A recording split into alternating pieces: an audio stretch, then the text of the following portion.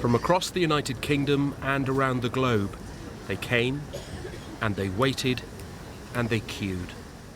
All for this, a fleeting but significant moment, a chance to say goodbye not just to a monarch, but to a woman who meant so much to so many. Catherine had flown in from the United States just to be here today. Very emotional and very poignant, very touching to see everyone go in and pay their respects.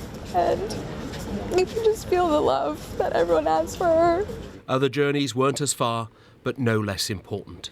She had compassion, empathy, forgiveness and love. And I think that has given more to the world than anything. If only other leaders could be that way, wouldn't we live in a wonderful place? It was amazing. I wouldn't have missed it. It was worth waiting 11 hours. It really was. I thought to myself, I'll never see her again. So this was the opportunity that I wanted to go and pay my respects. Maureen and her daughter Emmeline made the decision to come this morning and entered via the accessible queue. She got you through your life, didn't she, Mum? Yeah, so we're here on behalf of our whole family, aren't we? Past and present. Along the 2-mile queue that straddles both sides of the River Thames, there are volunteers on hand to help.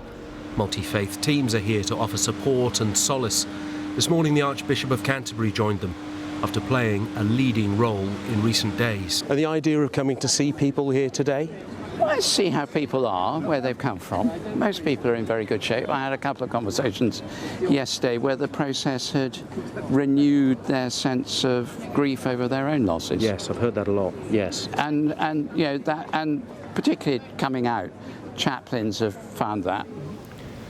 Leading politicians will have been in Westminster Hall many times, but never before to pay their respects to their monarch. By day and by night, they will continue to come over the next few days, compelled by their own reasons, with their own stories, but with one thing in common, their desire to say thank you and to say goodbye. John Maguire, BBC News, Westminster. Well, let's hear from some of the people in the queue now. My colleague, Chichi Uzundo, is a lot further away from here. Chichi.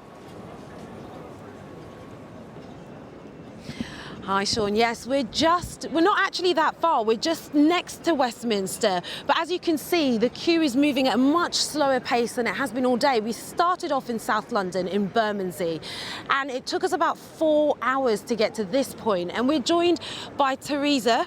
Teresa, you really love the royal family. I do. I love the Queen. I have great respect for the Queen and the royal family, and I wouldn't miss this for the world. I just came back from Ireland yesterday morning at 8 o'clock flight, and I was in London all day yesterday and here all day today.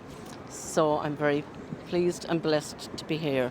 And how have you found the walk so far? Great, good. It's been, slow, and then it's been a little bit fast, and a few stops in between. I had a few little sit-downs and a little a drink. So, yeah, very happy. Your family are based in England. Yes. But you have another connection with them and the royal family. Yeah, one of my daughters, I have 3 daughters living here in Buckinghamshire, one in Windsor, bought a house last year in Windsor with her husband and 2 children, so I visit there regular. Every couple of months we come over.